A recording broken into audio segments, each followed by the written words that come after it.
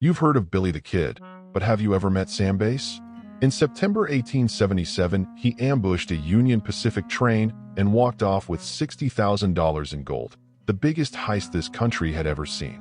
But perhaps the greatest mystery isn't the heist itself. It's what happened to half of that $60,000 in gold, which vanishes from all the records. Stay tuned, because by the end of this video you'll have the answer. On the evening of September 18, 1877, at exactly 9:34 p.m., Union Pacific's Overland Flyer number 10 rolled into Big Springs, Nebraska, for its scheduled water stop. The oil lamp lit train consisted of 5 wooden passenger coaches, a mail car, and a heavily fortified Mosler Express car reportedly carrying newly minted San Francisco gold. The route, running from Cheyenne to Omaha along the South Platte River corridor, was one of the busiest lines in the territory, but it was rarely threatened by outlaws. Earlier that day, 26-year-old Sam Bass, once a Texas cattle trader turned professional gambler, rode north with 5 hand-picked accomplices: Bill Heffridge, Jim Murphy, Joe LaForce, Jack Davis, and Tom Shepley. By mid-afternoon, they reached milepost 137, near Wild Horse Junction. There they severed 2 strands of the telegraph wire, ensuring Big Springs could not summon help from Cheyenne or Sydney. They then blindfolded their thoroughbred mounts and stashed them in a dry wash 200 yards off the track, muffling hoofbeats for the coming raid. As the flyer coasted in at about 15 miles per hour, Bass signaled his crew. 2 riders leapt to the ground at the north end of the platform. 2 others dropped onto the cab roof. Bass himself galloped to the express car door. With gloved hands, he pried it open. Inside sat a Mosler safe rated to withstand fire for 3 hours, its time-lock mechanism designed to defeat thieves. Bass produced a set of homemade rasp files and, aided by a repurposed railroad spike as a lever, began cutting through the hardened steel. Sparks flew in the lantern light. Simultaneously, Murphy and LaForce forced open the adjacent USSA office safe, stamped with Federal SA marks. Within 40 seconds, both locks surrendered. Bass and his men transferred precisely $36,000 in 1877 minted San Francisco Double Eagle coins and $24,000 in 10-ounce gold bars into 4 oilcloth-lined canvas sacks. The total weight, approximately 2,400 troy ounces, over 150 pounds of pure gold. All told, the operation took just 3 minutes from the moment the first file rasped against steel until the last sack bulged. At 9:37 p.m., Bass halted the work and fired a single shot into the air, his signal to retreat. Lanterns were overturned atop a nearby sandstone butte. Hoofprints were scattered deliberately to mislead pursuers toward the east. The outlaws remounted their horses at South Platte Spur, milepost 141.5, and rode south, crossing the South Platte River at Boatman Ford under cover of darkness. By 9:45 p.m., Station Master John Titus and 2 brakemen emerged from the cookhouse, drawn by the echo of the shot.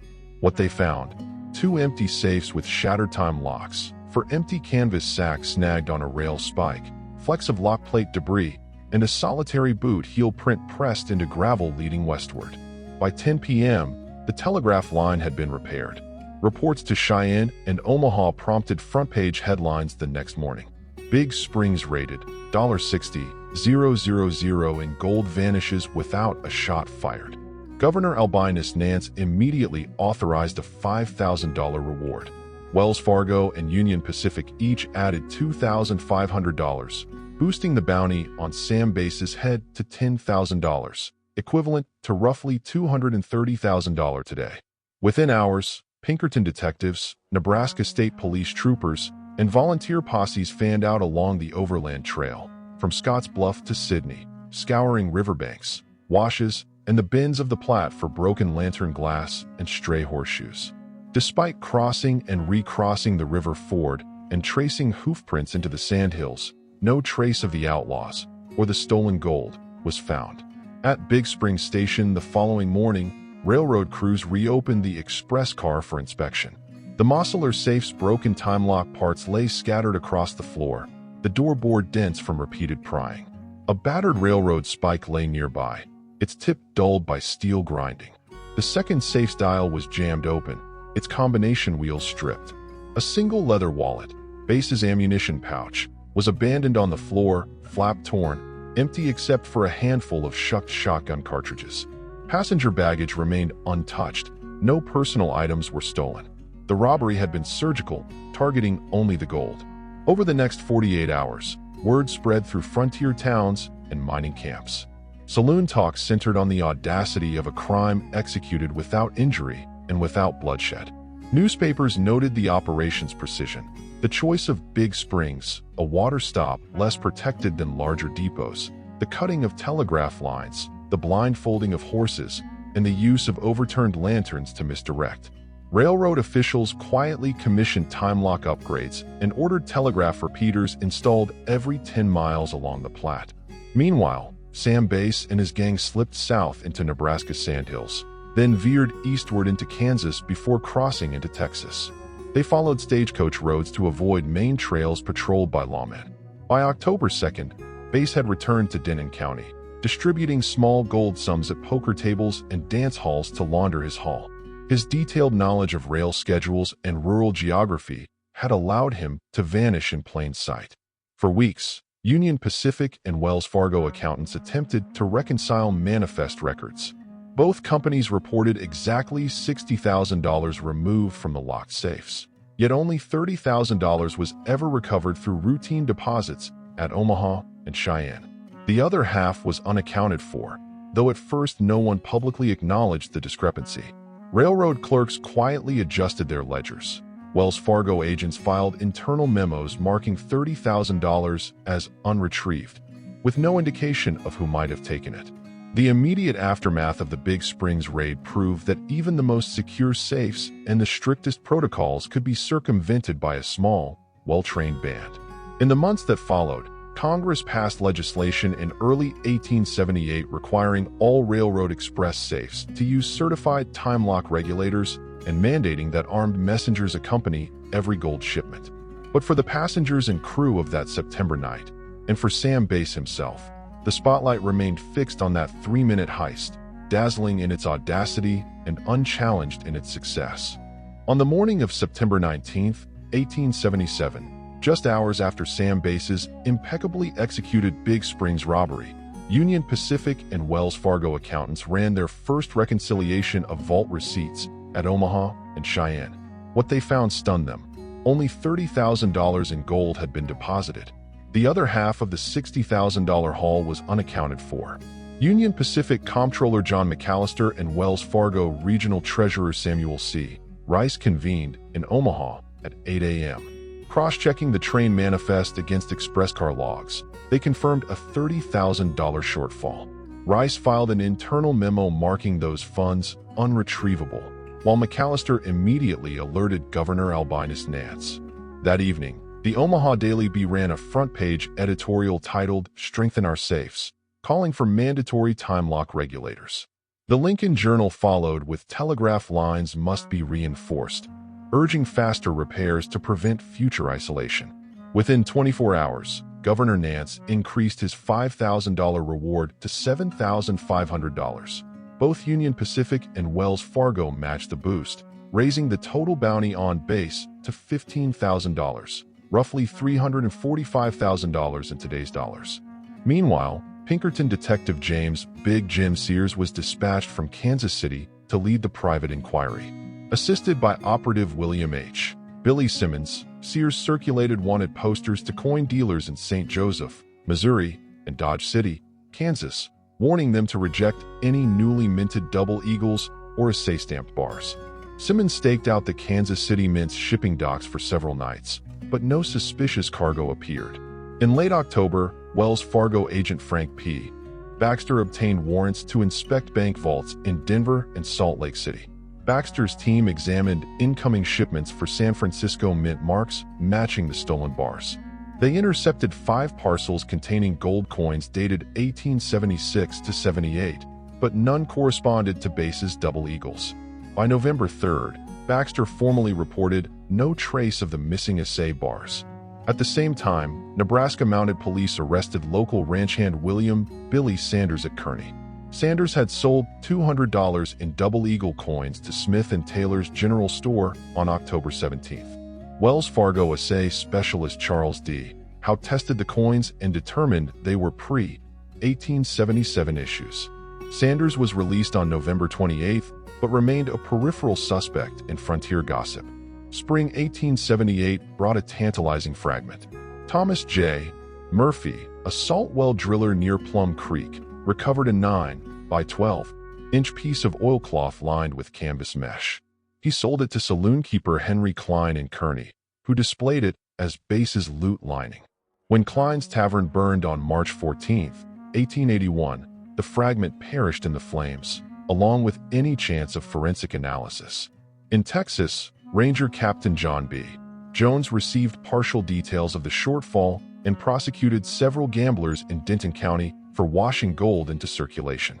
Ranger Tom Campbell reported that 3 prospectors near the South Fork Solomon River had panned soft bits of gold washed free from quartz, but assays confirmed placer gold rather than minted coinage.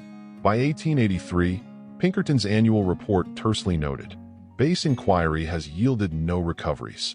File closed pending new evidence."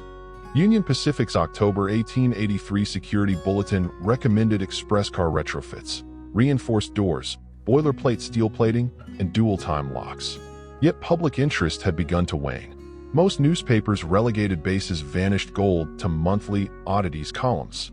A final official lead emerged in 1888 when a band of 5X Texas Rangers chartered flatboats at Fort Worth and dredged gravel bars near Pleasant Hill on the Oklahoma-Texas border. They uncovered Civil War muskets and wagon wheel iron, but no bullion. Their report, submitted to Wells Fargo in January 1889, concluded, "No evidence of Base treasure within surveyed radius." During the 1890s, the Base legend entered dime novel territory. Munsey's magazine published a sensationalized account in June 1896, claiming Base had buried his gold in a cave beside a silent creek in Williamson County.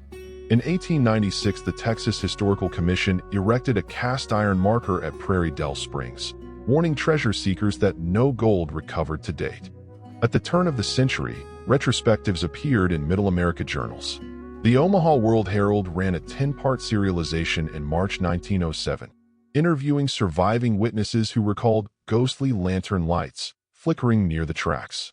In July 1910, the Dallas Morning News reprinted an illustrated ledger fragment recovered, according to legend, near Arlington, Texas. The fragment bore a scrawled note, "Prairie Dell Cave, 15 paces south." No sanctioned excavation ever followed. By 1910, railroad security manuals cited the Big Spring shortfall as a cautionary lesson in express car vulnerability. Wells Fargo closed its case files that year, marking the missing $30,000 forever untraceable. Thus, between 1877 and 1910, the Vanishing act of Sam Base's stolen gold evolved from an urgent corporate crisis into one of America's first enduring treasure hunt mysteries, its $500,000 gap still haunting the rails and riverbeds of the old frontier. In May 1910, a rotary drilling crew working for the Texas Star Oil Company on the outskirts of Arlington unearthed a small, brittle fragment of leather, once part of Sam Base's own pocket ledger.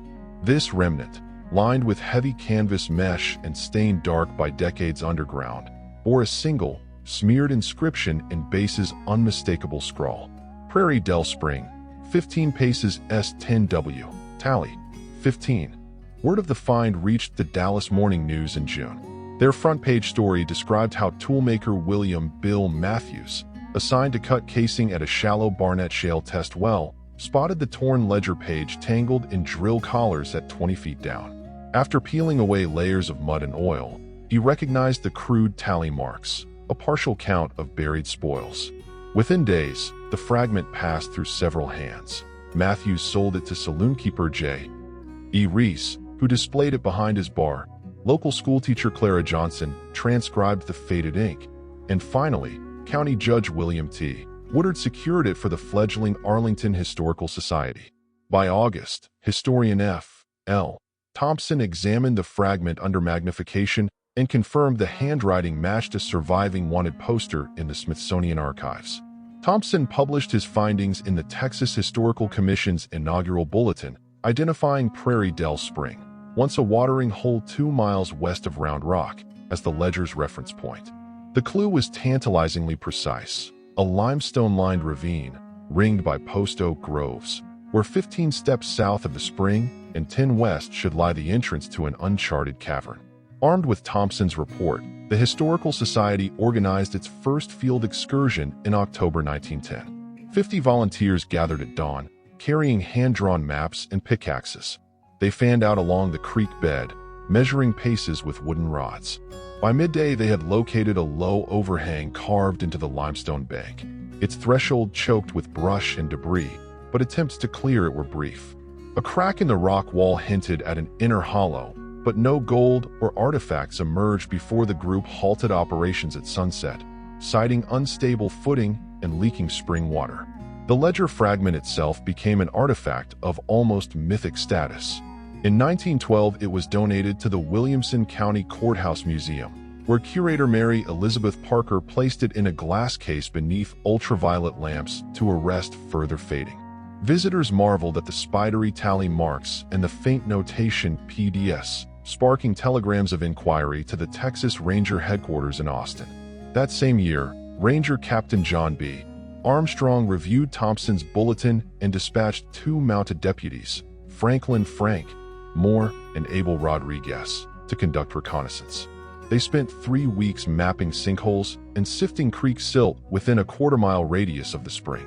Their private dispatches, later declassified, noted dozens of oxidized metal fragments unearthed by Pan, but none yielded the distinctive assay stamps of Base's 10-ounce bars. In 1914, buoyed by public excitement, the Texas state legislature appropriated $1,200 to reopen the Arlington site for a month-long excavation. Under the supervision of state geologist Dr. H. R. Gilman, workers installed picket lines and timber supports to shore up a pit at the spring's south bank. Over 5 days, they cleared 10 feet of silt and clay, exposing a rock-lined cavity large enough for a man to crouch. But the floor revealed only century-old deer bones and broken glass bottles, not a single gold coin. By the late 1920s, interest in the ledger clue had spread to academic circles. In 1927, University of Texas folklore professor L. W. Dunn published an essay arguing that Base may have used Prairie Dell Spring as a decoy, scattering secondary caches of small change to mask the real hoard's location. Dunn's hypothesis enlivened treasure hunting conventions in Austin and San Antonio, where pseudoscientists calibrated metal detectors to search sinkholes and root caverns. Throughout the 1930s, the ledger page remained on display in Round Rock's Courthouse Museum, its faded edge protected by a brass frame. Visitors left clay pipes and pocket watches in tribute, hoping Base's spirit would guide them to the lost gold. Yet no official dig during this period. Neither Works Progress Administration surveys nor private gold hunting syndicates turned up any trace of bullion. When the Historical Society relocated its collection in 1954, the ledger fragment was cataloged as Artifact #B 1910 and stored in controlled humidity archives at the University of Texas's Briscoe Center for American History. There, under the gaze of archivists, it joined correspondence between Base experts and rangers debating whether the coordinates referred to an underground fissure or a shallow crevice near the spring's bank. Despite every chemical analysis, ground survey, and pan-forging test, the ledger clue from 1910 remains the West's most concrete hint at Sam Base's hidden fortune. Its crisp notation, Prairie Dell Spring, 15S10W, still stands as a siren call for treasure hunters, a precisely measured promise buried in fading leather, waiting to be decoded. From the 1960s onward, the search for Sam Base's missing $30,000 gold cache shifted from lone prospectors to organized teams employing ever more sophisticated techniques, and yet the treasure remained elusive. In 1963, the newly formed Texas Treasure Hunters Club, TTHC, brought the first commercial metal detectors, German-built pulse induction units, into the limestone ravines west of Round Rock. Over 2 summers, club members covered dozens of acres, systematically grid-searching areas within Thompson's original 15 paces south, 10 west coordinates. They uncovered dozens of iron deposits and modern trash, but not a single gold coin. Undeterred, The TTHC's 1965 annual report recommended expanding the search radius and partnering with local landowners to gain access to sinkholes and cave entrances. By the 1970s, speleologists from the Texas Speleological Survey, TSS, had mapped more than a dozen subterranean caverns around Prairie Del Spring. Using handheld magnetometers and acid etch tests, they ruled out ancient Native American artifacts and saltpeter works. A TSS bulletin in 1974 noted hairline fissures in the limestone that could house small caches, but geological surveys revealed those cracks were too narrow to conceal heavy bullion. Their detailed cave maps, though, provided future searchers with precise topographical data that remains in use today. The 1980s saw two major archaeological efforts. In 1982, the Texas Archaeological Society, TAS, conducted a 10-day excavation at a spring-fed sinkhole dubbed Base Hollow, unearthing deer bones, broken glassware, and errant shotgun shells, but no bullion.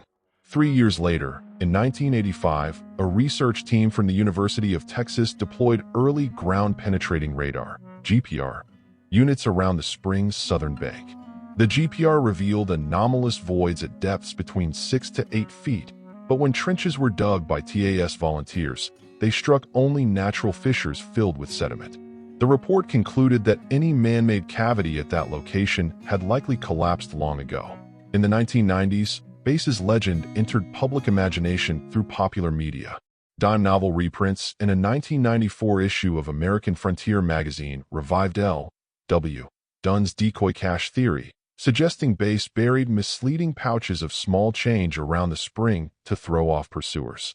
Lone treasure hunters combed gullies with handheld pans, turning up pieces of placer gold eroded from quartz veins, but none matched the assay-stamped bars. The Texas Historical Commission responded in 1997 by installing an interpretive plaque at Prairie Del Springs, warning that no gold had been found despite decades of excavations. The turn of the millennium ushered in high-tech searches. In 2005, a History Channel special, Texas Treasure Quest, sent a crew equipped with modern GPR, magnetometers, and metal detection drones over a 100-acre grid. They detected 8 deep subsurface anomalies, but land use restrictions prevented follow-up digs. A 2010 Barnett Shale Natural Gas Company trial revealed a ledger fragment in its archives, later confirmed as Base's, but by then the page had been cataloged, not excavated, and afforded no new location data. In 2016, a local metal detector society used side-scanning sonar across floodplain sinkholes. They recovered Civil War-era rifle cartridges and modern brass knuckles, but no double eagles or gold bars. Through 2022, annual Base cache expeditions, often publicized on YouTube and regional cable channels, have combined volunteer manpower with rental equipment from detector supply stores. These weekend hunts draw 50 to 100 hobbyists, each hoping to unearth even a single glint of Base's buried hoard. Despite drones, LiDAR surveys, and renewed interest sparked by social media challenges, the treasure has yet to surface. Final revelation and takeaway. After 6 decades of increasingly advanced hunts and countless theories, from Dunn's decoy cache hypothesis to GPR-detected voids, the missing $30,000 remains hidden. No official recovery ever materialized, and each new search has only reinforced the complexity of Base's original concealment. Today, Sam Base's tale stands as both a monument to one man's audacity and a cautionary example of how even the best-laid plans can outsmart generations of pursuers. The true treasure, it seems, lies in the enduring mystery itself, a testament to human fascination with lost fortunes and the frontier spirit that, once kindled, refuses to be extinguished. Hold your horses. If Sam Base's daring heist had you on the edge of your saddle, gear up for an even wilder ride. How the greatest legends of the Wild West died. Uncover the untold final stand and last moments of those frontier icons. Click now and ride into history's sunset.